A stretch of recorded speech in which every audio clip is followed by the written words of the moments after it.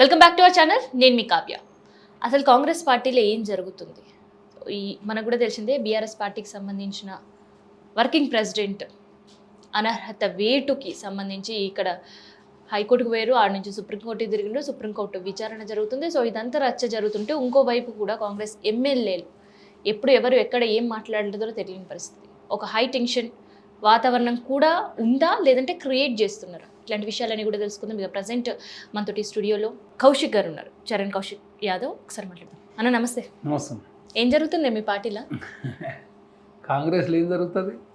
కాంగ్రెస్ చాలా ప్రశాంతంగా మధ్యలో ఏదో ఎమ్మెల్యేలు కలిసిరని చెప్పేసి అడావిడి చేశారు మీడియా.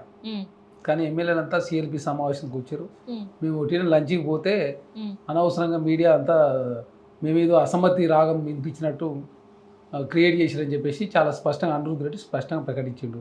తర్వాత కాంగ్రెస్ పార్టీ ఈ మధ్యకాలంలో వైట్ రేషన్ కార్డులు కావచ్చు, అయితే ఇక్కడ నిజంగా అసలు ఎమ్మెల్యేలే గెలవనప్పుడు, అసలు మాట్లాడుకోనప్పుడు, ఒక సీక్రెట్ మీటింగే జరిగినప్పుడు తూచేం లేదు బయటకు వచ్చి ఎందుకు చెప్పినట్టు? ఎందుకు అక్కడ హోటల్లో మేము ఎప్పుడు కలిసి లంచ్ అయ్యేది, లంచ్కి పోతే దాన్ని రాజకీయం చేసినని చెప్పేసి వాళ్ళే చాలా స్పష్టంగా ప్రకటించారు. ఏఐసీసీ కూడా విడిచి మాట్లాడిన పరిస్థితి అట్లా అంటే మీడియాలో వచ్చిన తర్వాత మరి ఏఐసీసీ మాట్లాడారు కదా. మీడియాలో వచ్చిన తర్వాత ఏఐసీసీ మాట్లాడకపోతే ఎట్లయితుంది? కాబట్టి మీడియాలో వచ్చింది, తర్వాత రచ్చరచ్చ అయింది.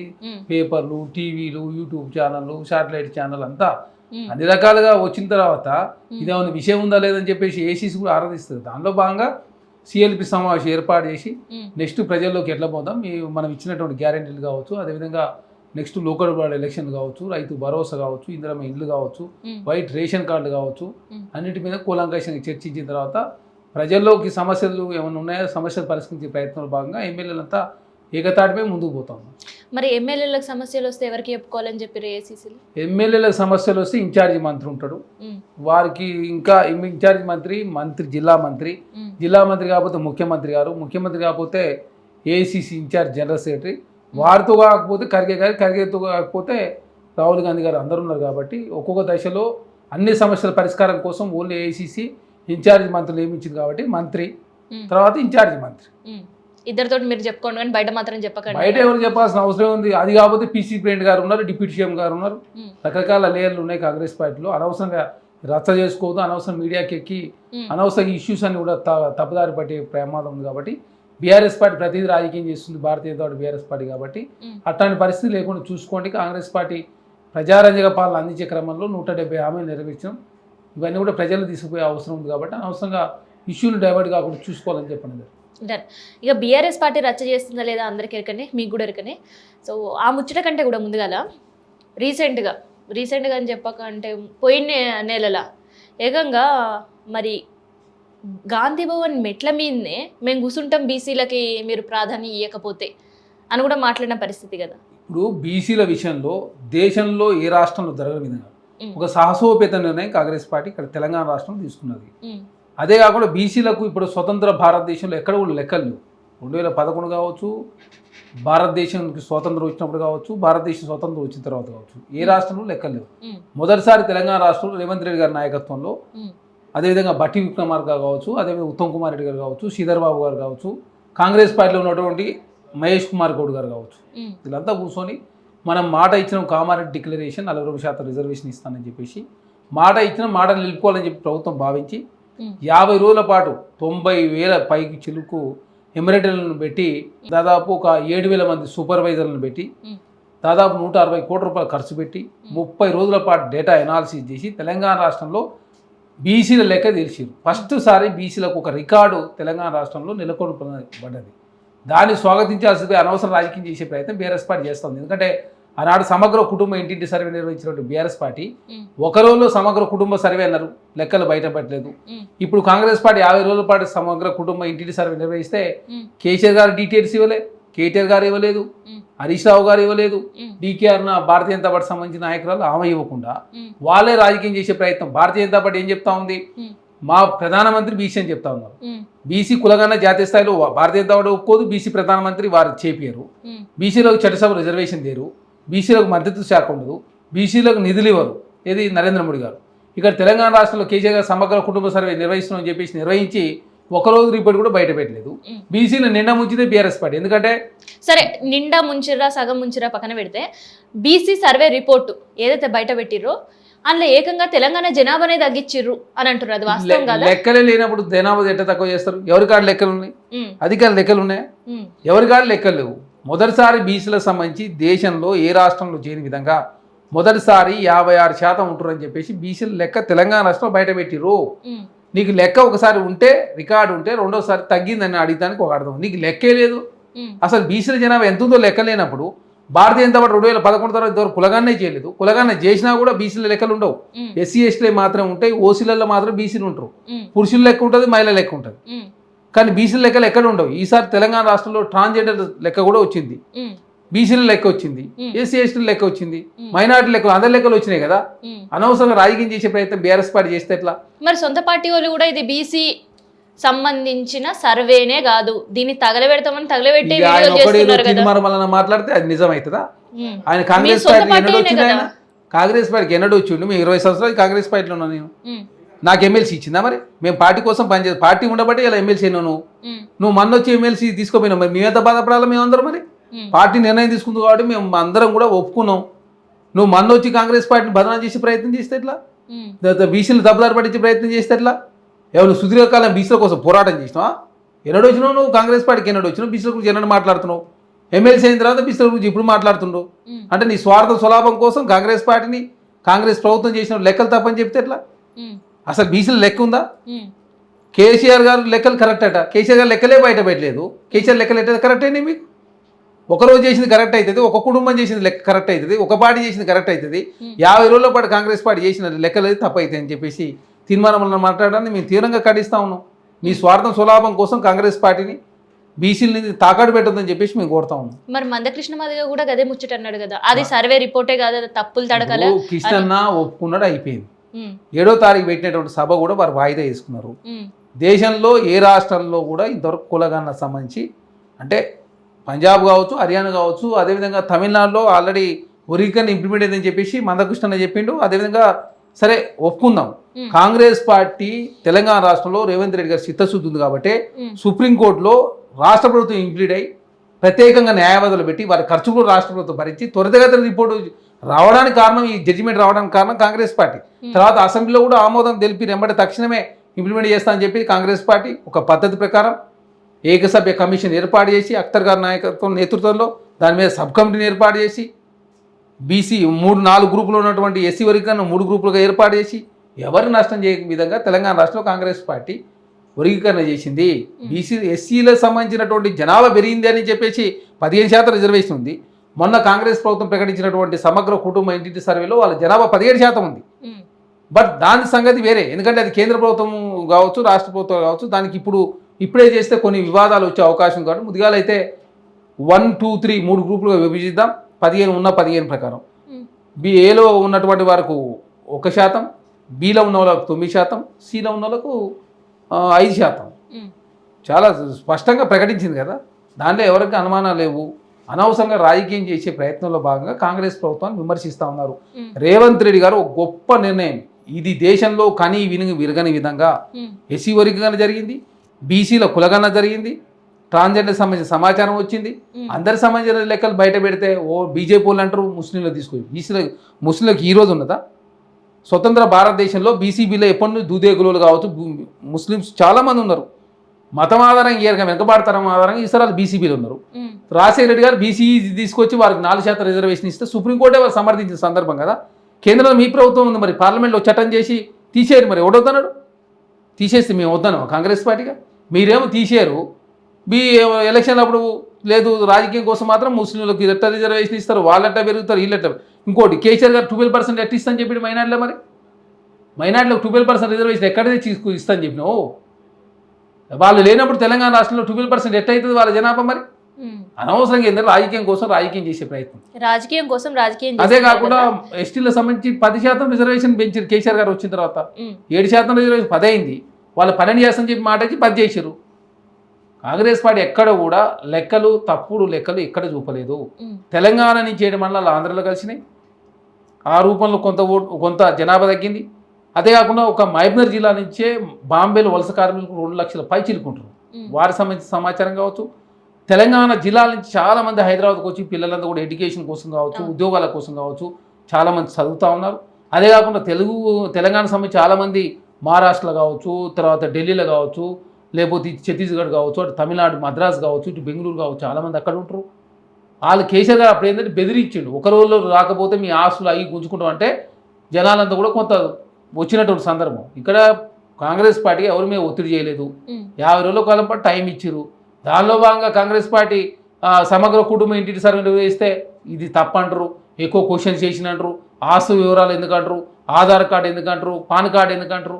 ఇప్పుడు మీరు పాన్ కార్డు అనేది ఒకనాడు సీక్రెట్ ఉండొచ్చు, ఈనాడు అంతా ఓపెన్ డాక్యుమెంట్. మీరు ఇన్కమ్ ట్యాక్స్ కడుతురో లేదో తెలిసిపోతుంది. ఆధార్ కార్డు కొడితే మీ మీద భూములేను ఇండ్లేను తెలిసిపోతుంది. ప్రభుత్వం అనేది ఒక కులం కోసము వెనుకబాడుతాం ఎట్లా తెలవాలి మరి? వీళ్ళంతా వెనుకబాడుతలా తెలవాలంటే ఏది? కులం ఆధారంగానో లేకపోతే మతం ఆధారం కాదు కదా రిజర్వేషన్ ఇచ్చేది. దేని ఆధారంగా ఇస్తాం? వెనుకబాడుతనం అంటే ఏంది? నీ ఆస్తులు అన్నీ తెలుసుకోవాలి కదా ప్రభుత్వం. తెలియదు ఆర్థిక ఇప్పుడు సమగ్ర కుటుంబ ఇంటింటి సర్వే. వెనుకబాటుతనం ఎట్లా తెలుస్తుంది? వెనుకబాటుతనం ఉందంటే వాళ్ళకి ఇండ్లు ఉన్నాయా లేవా, ఆస్తులు ఉన్నాయా లేవా, ఇన్కమ్ ట్యాక్స్ కడుతురా లేదా, ఇవన్నీ తెలవాలి కదా. అందులో బీసీలలో మళ్ళీ క్రీమ్ లేయర్ కూడా ఉన్న సందర్భం. కాబట్టి రకరకాల ఒకదానికోసమే కాదు అన్ని విషయాలు తెలుసుకున్నాం. వాళ్ళ ఆర్థిక పరిస్థితి, వాళ్ళ రాజకీయ పరిస్థితి, వాళ్ళ విద్యాపరంగా కావచ్చు, ఉద్యోగపరంగా కావచ్చు, లేకపోతే వాళ్ళకి ఇండ్లు ఉన్నాయా లేవా, వాళ్ళ వెనుకబాటుతనం ఉందా లేదా తెలుసుకోవడం కోసం సమగ్ర కుటుంబ ఇంటిని సర్వే నిర్వహిస్తే దాన్ని రాజకీయం చేసే ప్రయత్నం బీఆర్ఎస్ పార్టీ దాన్ని రాజకీయం చేసారు. కానీ రాజకీయానికి రాజకీయం చేసేటట్టు సుప్రీంకోర్టు అనర్హత వేటు 10 మంది ఎమ్మెల్యేలు బీఆర్ఎస్ వాళ్ళు వేసారు. సో దాని జడ్జిమెంట్ కూడా ఇప్పటికే నోటీసులు హఠౌటిన ఇటు స్పీకర్ కూడా సర్వ్ చేసిన నోటీసులు ఇచ్చినది మాత్రాన అయ్యేది ఏం లేదు. గతంలో ఏ విధంగా 2014లో బీఆర్ఎస్ పార్టీ 63 స్థానాలు గెలిచింది. 63 స్థానాలు గెలిచినప్పుడు దాదాపు కాంగ్రెస్ పార్టీ తీసుకున్నారు, తర్వాత టీడీపీ నుంచి వైసీపీ నుంచి 3, YCP MP, TDP MP, TDP నుంచి ఎమ్మెల్యేలు, బీఎస్ నుంచి 2, సిపిఐ పార్టీ కూడా ఒక ఎమ్మెల్యేని తీసుకున్నారు. తర్వాత సరే అప్పుడంటే తక్కువనే తీసుకున్నాను అనుకున్నాం. 2018 88 స్థానాలు గెలిచింది బీఆర్ఎస్ పార్టీ. అప్పుడు కాంగ్రెస్ పార్టీ నుంచి 12 మంది, టీడీపీ నుంచి 2, ఇండిపెండెంట్లు 2, మొత్తం తెలంగాణ రాష్ట్రంలో ఇప్పటివరకు 48 మందిని 10 సంవత్సరాల కాలంలో ఎమ్మెల్యేలని, ఎమ్మెల్సీలని, ఎంపీలు తీసుకొని ప్రజాస్వామ్యం లేకుండా చేసింది మీరే కదా. మీరు పార్టీ ఫిరాయింపుల గురించి మాట్లాడితే తెలంగాణ సమాజం నవ్వుకుంటారు. ఎందుకంటే పార్టీ ఫిరాయింపులు పాల్పడేది మీరే, ప్రోత్సహించింది మీరే, తెలంగాణ రాష్ట్ర ప్రజాస్వామ్యం లేకుండా చేసింది మీరే. మీరు తెలంగాణ రాష్ట్రంలో పార్టీ ఫిరాయింపుల గురించి మాట్లాడి నవ్వుకుంటారా? కాంగ్రెస్ పార్టీ మేము 64 స్థానాలు గెలిచినాం. మేము గెలిచిన తెల్లారి నుంచి మా ప్రభుత్వం కూల్చే ప్రయత్నం, కాంగ్రెస్ ప్రభుత్వం కూలిపోతుందని చెప్పేసి పల్లా రాజేశ్వర రెడ్డి గారు, బీఆర్ఎస్ పార్టీ నాయకులు, భారతీయ జనతా పార్టీ లక్ష్మణ్ గారు మాట్లాడితే ఆ బీఆర్ఎస్ పార్టీలో గెలిచినట్టు 10 మంది కాంగ్రెస్ ప్రభుత్వాన్ని 5 సంవత్సరాల కాలం పాటు ఉండాలని చెప్పి ప్రజలకు గౌరవించి గెలిపిస్తే ప్రభుత్వం కూల్చే ప్రయత్నం చేస్తున్నారు. మేము స్వచ్ఛందంగా కాంగ్రెస్ పార్టీకి వస్తున్నాం అని చెప్పి వాళ్ళు స్వచ్ఛందంగా వచ్చినప్పుడు కాంగ్రెస్ పార్టీగా మేము 5 సంవత్సరాల కాలం ఉండాలా, విధ్వంసమైన తెలంగాణను దాన్ని పునరుద్ధరించాలా. అదేగాక ఆర్థికం ధ్వంసమైంది కాబట్టి అన్ని కూడా వ్యవస్థలను కూడా సర్వనాశనం అయిపోయింది కాబట్టి సర్వనాశనమైన వ్యవస్థలను గాడిలో పెట్టే ప్రయత్నంలో భాగంగా ప్రభుత్వం ఖచ్చితంగా కాపాడుకునే ప్రయత్నంలో భాగంగా వాళ్ళు స్వచ్ఛందంగా ఎమ్మెల్యేలు వచ్చిన కాంగ్రెస్ పార్టీ తీసుకున్నది. తీసుకున్నంత మాత్రాన ఇప్పుడేదో జరిగిపోతుంది అయిపోతుంది అని చెప్పేసి ప్రభుత్వాన్ని బదనాం చేసే ప్రయత్నం బీఆర్ఎస్ పార్టీ చేస్తూ ఉంది.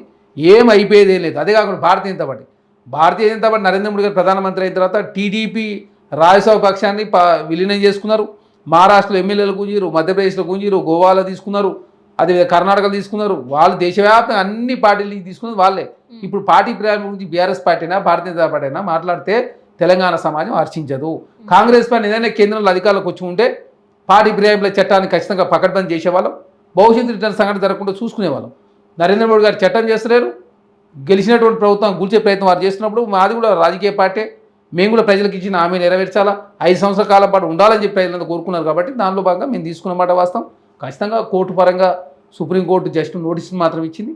ఖచ్చితంగా ఏది వచ్చినా జడ్జిమెంటు లేదు ఎలక్షన్ లైన్లో ఎదుర్కోవడానికి కాంగ్రెస్ ప్రభుత్వం సిద్ధంగా ఉంది. అయితే బీఆర్ఎస్ల నుంచి కాంగ్రెస్ పార్టీలకు వచ్చిర్రు. కాంగ్రెస్ పార్టీ 5 సంవత్సరాల అధికారంలో ఉంటుంది, ప్రజాసేవ ఇవ్వాలని, రైట్, మీరు అన్న ముచ్చట మంచిగానే ఉంది. మరి ఇంకెందుకు బీఆర్ఎస్ పార్టీ నేతల ఈ ఫోటోలు మా ఇంట్లలో ఉన్నాయని ఒకరు, ఇల్లు కాదు ఇది క్యాంప్ ఆఫీస్ కాదు, ఇల్లు బరాబర్ పెట్టుకుంటాను ఇంకొక ఎమ్మెల్యేలు, ఎందుకు ఈ వింత ధోరణి? మరి పెట్టుకోవచ్చునా? ఇప్పుడు వాళ్ళ వ్యక్తిగతం అది. ఇక్కడ ఎట్లుంటుందంటే వాళ్ళ వ్యక్తిగతం. ఇప్పుడు కాంగ్రెస్ పార్టీలో కొంత స్వేచ్ఛ ఎక్కువగా ఉంటుంది. తను పోటీ చేసి ఓడిపోయిన వ్యక్తి శ్రీనివాస్ గౌడ్, మైపాల్ రెడ్డి కాంగ్రెస్ పార్టీకి వచ్చిన వ్యక్తి కాబట్టి ఏదో ఇప్పుడు ఆ పార్టీలో ఆ ఫోటో పెట్టుకున్నప్పుడు పార్టీ మారగానే ఫోటో తీసేయాలని రూల్ ఉందా? ఎవరిష్టం వాళ్ళే కదా. అట్లాంటి ఎన్టీఆర్ బొమ్మలు చాలా మంది ఇప్పుడు కేసీఆర్ ఇంట్లో కూడా ఉంటాయి ఎన్టీఆర్ బొమ్మలు. ఎన్టీఆర్ ఆయన ఆనాడు రాజకీయంగా వారికి లాభం జరిగేటట్టు చేసింది కాబట్టి ఎన్టీఆర్ కూడా బొమ్మలు పెట్టి తప్పే ఉంది. ఎన్టీఆర్ పెట్టుకోవచ్చు, రాజశేఖర్ గారు పెట్టుకోవచ్చు, లేకపోతే కేసీఆర్ కూడా పెట్టుకుంటే తప్పే ఉంది. ఎందుకంటే రాజకీయంగా ఎవరికి అవకాశం ఇస్తే వాళ్ళ ఫోటోలు పెట్టుకుంటారు. అది ఫోటోలు పెట్టుకున్నంత మాత్రాన వారు ఆ పార్టీ అవుతారా? ఆ పార్టీ కాదు. అంటే పోనీ దానం నాగేందర్ మరి ఆయన పరిస్థితి బీఆర్ఎస్ పార్టీ నచ్చకనే కాంగ్రెస్ పార్టీలో చేరిండ్రు, కాంగ్రెస్లో ప్రజాసేవ చేయాలి అని అనుకున్నారు కాబట్టి మేము వాళ్ళని స్వాగతించినాం అని ఇప్పుడు మీరన్న ముచ్చటనే కదా. మరి స్వాగతించరు, వాళ్ళు వచ్చారు, మరి ఎందుకు ఇంకా పాత జ్ఞాపకాలు మర్చిపోలేకపోతున్నారు? అంటే మళ్ళీ పార్టీ ఏమైనా మారే అవకాశం ఉంటుందా? ఇల్లు ఎవరు మారరు. ఆ బీఆర్ఎస్ పార్టీ నుంచి ఇక కాంగ్రెస్ పార్టీలోకి రావడానికి సిద్ధంగా ఉన్నారు. కాకపోతే ఆ సుప్రీంకోర్టులో కేసు ఉంది కాబట్టి కొంత భయపెట్టే ప్రయత్నం BRS party social media, BRS party, నమస్తే తెలంగాణ, టీ న్యూస్ వాళ్ళకు ఏమైందంటే మాట్లాడేటోళ్ళు బాగా అయ్యారు. హరీష్ రావు గారు, కేటీఆర్ గారు, కేసీఆర్ గారు, అదే కల్వకుంట్ల కవిత గారు భయపెట్టే ప్రయత్నంలో భాగంగా రేపు ఏమైతే చూద్దాం అని చెప్పేసి కొంతమంది ఆగుతున్నారు తప్ప బీఆర్ఎస్ పార్టీ ఉండేది లేదు, సచ్చేది. ఎందుకంటే నెక్స్ట్ ఎలక్షన్, కమింగ్ ఎలక్షన్ ఖచ్చితంగా భారతీయ జనతా పార్టీతో పోటీ కాంగ్రెస్కి. బీఆర్ఎస్ పార్టీ అనేది కనుమరుగయ్యే అవకాశం ఉంది. ఇప్పటికే బీఆర్ఎస్ పార్టీ కోలుకోలేని పరిస్థితి. ఎందుకంటే బీఆర్ఎస్ పార్టీ పెట్టినప్పుడు 5 మంది ఎంపీలు, 2009లో 2 ఎంపీలు, 2014లో 11 మంది, 2019కి వస్తాక 9, 2024కి వస్తాక 0. మరి అట్లాంటి పార్టీని ఇంకా మర్చిపోలేకపోతురా మీ పార్టీ ఎమ్మెల్యేలు? మర్చిపోక ఏం చేసింది కాంగ్రెస్ పార్టీలో? అంటే ఫోటోస్ ఇంట్లో ఉండడం దానికి సంబంధం లేదు కదా. ఫోటోస్ అనేది గుర్తుపెట్టి ఎవరికన్నా రాజకీయంగా ఎవరన్నా మేలు చేసినప్పుడు, వాళ్ళకి లాభం జరిగినప్పుడు కొంత పెట్టుకుంటారు. దాన్ని పెద్ద రాజకీయం చేయాల్సిన అవసరం లేదు. రాజకీయం అనవసరం. ఏది రాజకీయం చేయాలనో అది రాజకీయం చేస్తే తెలంగాణ సమాజమైన ఎవరైనా హర్షిస్తారు. ఇప్పుడు ఎన్టీఆర్ గారికి చాలామంది లిఫ్ట్ ఇచ్చినప్పుడు కేసీఆర్ గారు కూడా ఎన్టీఆర్ గారు బొమ్మ పెట్టుకున్నారు. రాజశేఖర రెడ్డి గారు లిఫ్ట్ ఇచ్చినప్పుడు దాన నాగేంద్ర రాజశేఖర రెడ్డి బొమ్మ ఇప్పటికి మా ఇంట్లో ఉంది. అప్పుడే టీఆర్ఎస్లో ఉన్నప్పుడు పెట్టుకున్నా అని చెప్పింది. దాన్ని బొమ్మలకు ఏదో పెట్టుకున్నంత మాత్రాన దాన్ని రాజకీయంగా చూడాల్సిన అవసరం లేదు. ఖచ్చితంగా రాజకీయం వేరు, అభిమానం వేరు. ఇక ఇప్పటిదాకా మీరు మాట్లాడేటప్పుడు ఒక ముచ్చట అన్నారు, బీఆర్ఎస్ సోషల్ మీడియా కావచ్చు, లేదంటే మిగతా ఛానల్స్ కావచ్చు, ఇవన్నీ కూడా పోర్ట్రేట్ చేస్తుంది. కాంగ్రెస్ సోషల్ మీడియా పరిస్థితి ఎట్లా ఉంది? కాంగ్రెస్ పార్టీ ఎప్పుడు కూడా గుర్తుపెట్టుకోండి, కాంగ్రెస్ పార్టీ సోషల్ మీడియాలో మేము కాంగ్రెస్ పార్టీగా బీఆర్ఎస్ పార్టీ లాగా నెలకు 10 కోట్లు ఖర్చు పెట్టే పరిస్థితిలో కాంగ్రెస్ పార్టీ లేదు. మా పార్టీలో ప్రజాస్వామ్యం ఎక్కువ. ఇట్లా బీఆర్ఎస్ పార్టీ లాగా ఇన్ని యూట్యూబ్ ఛానల్ ఏర్పాటు చేసుకొని అంత ఖర్చు పెట్టే స్తోమత కాంగ్రెస్ పార్టీ ఏదైనా లేదు. ఎందుకంటే వాళ్ళ అకౌంట్లో 1515 కోట్లు. ప్రాంతీయ పార్టీలో అత్యంత ఖరీదైన party BRS party. Election commission ప్రకటించింది. దేశంలో జాతీయ పార్టీలు అత్యంత ఖరీదైన పార్టీ భారతీయ జనతా పార్టీ. 8,000 కోట్ల రూపాయలు వారి అకౌంట్లు ఉన్నాయి. వీరికి నెలకు 10 కోట్ల రూపాయలు ఎఫ్డీకి ఇంట్రెస్ట్ వస్తూ ఉంది. ఆ 10 కోట్ల రూపాయలు నమస్తే తెలంగాణ మీద, టీ న్యూస్ మీద, ఇట్లాంటి సోషల్ మీడియా ఛానల్ మీద ఖర్చు పెట్టడంతో కేటీఆర్ గారు ఏదో తెలంగాణ రాష్ట్రంలో బీఆర్ఎస్ పార్టీ బతుకున్నట్టుగా ప్రచారం చేసే ప్రయత్నం యూట్యూబ్ ద్వారా మాత్రమే చేస్తూ ఉంది. ప్రజల్లో బీఆర్ఎస్ పార్టీ గందరగోళం క్రియేట్ అయిపోయింది. 10 సంవత్సరాల కాలంలో వ్యవస్థలను ధ్వంసం చేసిరు, 10 సంవత్సరాల కాలం ప్రజాస్వామ్యం లేకుండా చేసిరు, రాష్ట్ర ఆర్థిక పరిస్థితి మొత్తం దివాలా తీపిచ్చిరు. కాబట్టి తెలంగాణ సమాజం బీఆర్ఎస్ పార్టీని యాక్సెప్ట్ చేసే పరిస్థితి లేదు కదా.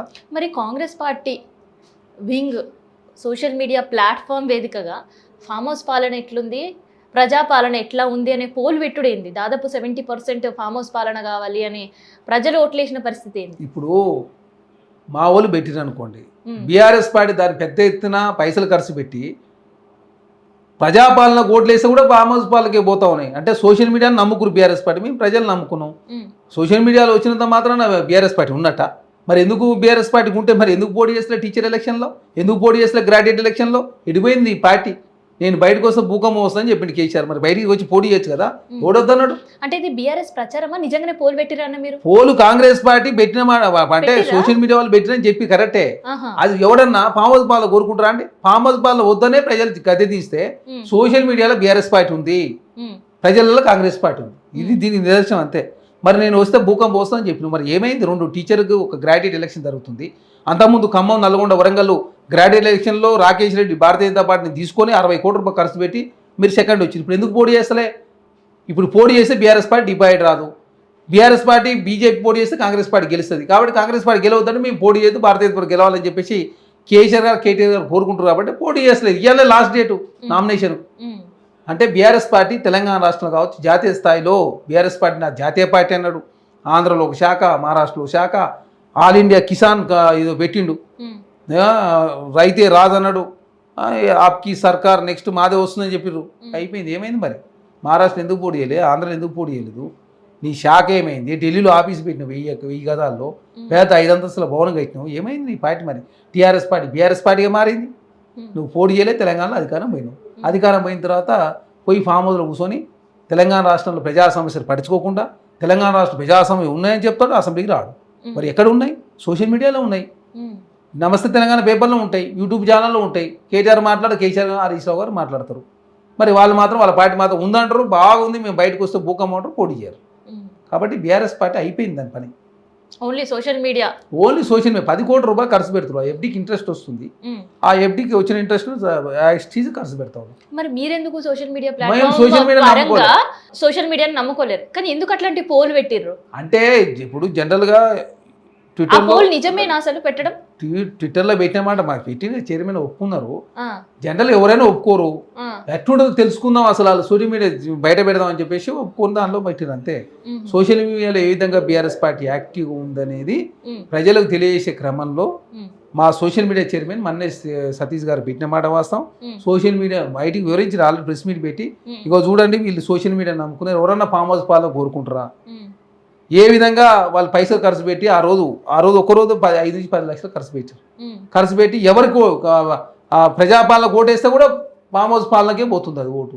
అంటే సోషల్ మీడియాలో బీఆర్ఎస్ పార్టీ యాక్టివ్ ఉంది, ప్రజలలో యాక్టివ్ లేదని నిర్ధారణ అయిపోయింది. మేము కాంగ్రెస్ పార్టీకి ప్రజలు నమ్ముకున్నాం, మేము సోషల్ మీడియా నమ్ముకోలేదు.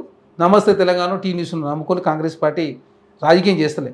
ప్రజలకు మేలు చేయడం కోసం ప్రజలకు ఇచ్చిన హామీలు నెరవేర్చే క్రమంలో తెలంగాణ రాష్ట్రంలో ఇచ్చినటువంటి తెలంగాణ అస్తిత్వం ప్రజాస్వామ్యం ఉండాలని కాంగ్రెస్ పార్టీ కోరుకుంటుంది. దానిలో భాగంగా అన్ని నెరవేర్చే క్రమంలో కాంగ్రెస్ పార్టీ ముందుకు పోతాం. సో ఇది ఇవాళ special interview. Stay tune to our channel.